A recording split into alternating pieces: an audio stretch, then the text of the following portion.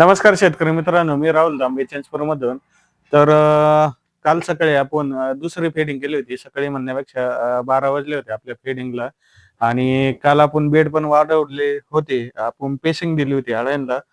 तर आज आपली काल मी संध्याकाळी फेडिंग नाही केली कारण बेडवरती बऱ्यापैकी पाला शिल्लक होता. पाला संपूर्ण खाल्ल्यानंतर आपण जी दुसरी फेडिंग असते ती करायची असते. आता आज सकाळी मी तिसरी फेडिंग केलेली आहे. ती पण नॉर्मल पातळ केलेली आहे.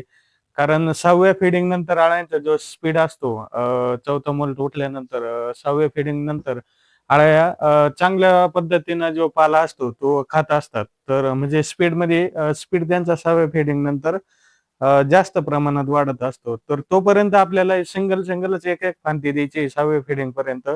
जेणेकरून आपल्याच्या पाल्याचा जो नासधूस होत असतो तो होत नाही. कारण नासधूस झाल्यानंतर शेवटी आपल्याला शेवट पाला कमी पडतो. जे आपले हिवाळी बॅच असते, तर त्यामध्ये शेवटी पाल्याचा नासधूस झाल्यानंतर आपल्याला कमी पडतो. तर त्यासाठीच आपण पहिल्यापासूनच जर पाल्याचं व्यवस्थित नियोजन जर केलं, तर एका एकरातून आता सरासरी माझी एका एकराच्या पाल्यावरती 250ची बॅच चालू आहे. तर त्याचं नियोजन मी पाला व्यवस्थित जपून वापरल्यामुळे शेवटपर्यंत पाला हा आपल्याला पुरत असतो. त्यासाठी सगळ्यांनी या पद्धतीने नियोजन करा.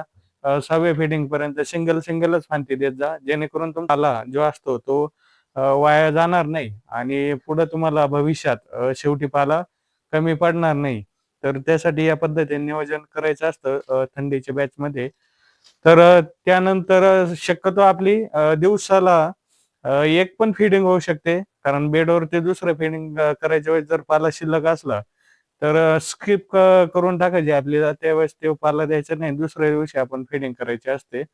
तर या पद्धतीने नियोजन करा व्यवस्थित. तर आज आपली चौथा मोल्ट पास झाल्यानंतर सकाळी 11-12च्या दरम्यान याला तिसरी फीडिंग केलेली आहे. सपोज करणार आहे. तर या पद्धतीने आपण नियोजन करा. काल दुपारी 12 वाजता आपण दुसरी फेडिंग केली होती चौथा मोल्ट उठून. त्यानंतर आज दुपारी आपण 12 वाजता फेडिंग करत आहे. काल एकच फेडिंग केली होती कारण फेडिंग थोडी दाबून झाली होती. तर पहिला जो पाला असतो आपला तो पूर्णपणे अळ्यांनी खाल्ल्यानंतरच आपण दुसरा पाला द्यायचा आहे. भले मग ती एका दिवसाला एकच जरी फेडिंग झाली तरी काय अडचण येत नाही. कारण शेवटी जो पाला आपल्याला कमी पडतो तो पाला आपण आत्तापासूनच वाचवायचा प्रयत्न करत आहे. कारण पाला आपण टाकत असतो कंटिन्यू. बेड पूर्णपणे असा क्लीन झाल्यानंतरच आपण यामध्ये फेडिंग करायची असते.